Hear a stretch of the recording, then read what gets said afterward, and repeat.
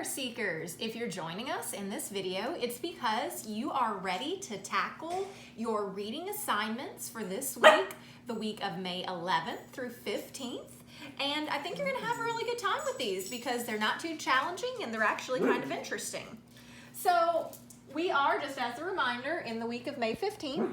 So what you need to be reading in your book, A Boy Called Bat, that we're all working on, you're supposed to, by the end of this week, read chapters 8, 9, 10, 11, 12, 13, and 14.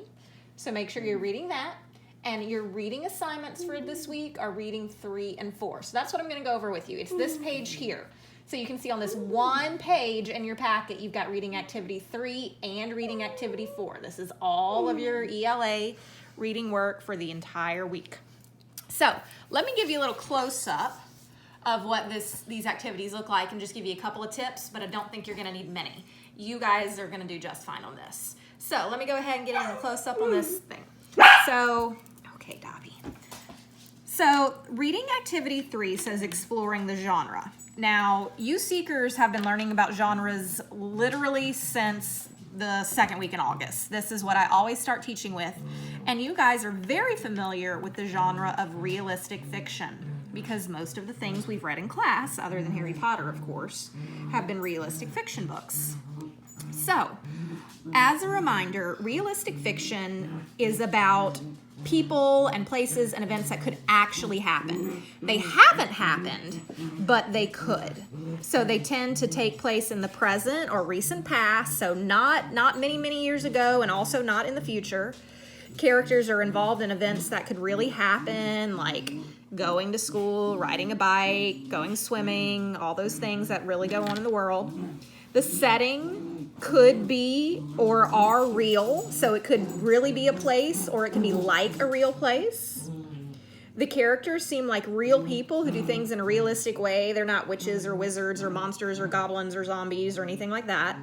And things happen to characters that are things that the reader could experience in everyday life. So it's not like taking a trip to Mars or digging a hole through the earth to get to the core of the earth, or things that we don't actually do in everyday life. So realistic fiction is just regular, ordinary stuff that goes on. And they gave you a little excerpt from our book, A Boy Called Bat, and they want you to, the first thing they want you to do, it says underline 3 examples of something in the text that proves that this is realistic fiction. I underlined one thing for you. You can use my one and just find 2 more, or you can find 3 of your own, but I underlined, Bat went to a private school. That tells us that's just a realistic thing that a real boy or girl could do, and, I chose to underline that because that just shows us that this is a real world story. Bat goes to private school. We learn up here that Sister goes to public school, and it talks a little bit about them going through the hallways and things like that. So that was my text evidence. Now, the second thing it asks you to do for reading activity 3 is just list some other realistic fiction books that you've read. We've read several in class together this year.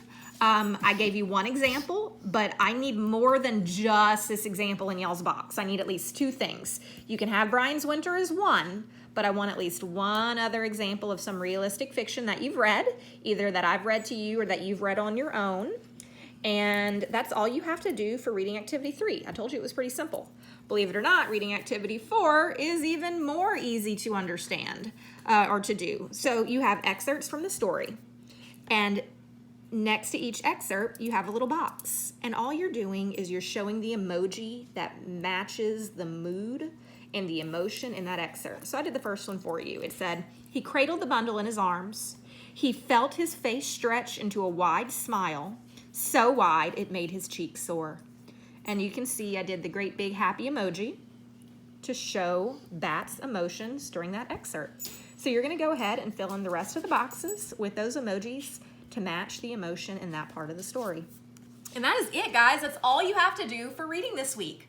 Read your chapters 9 through 14, and do these 2 reading activities. If you need help, you know how to reach me.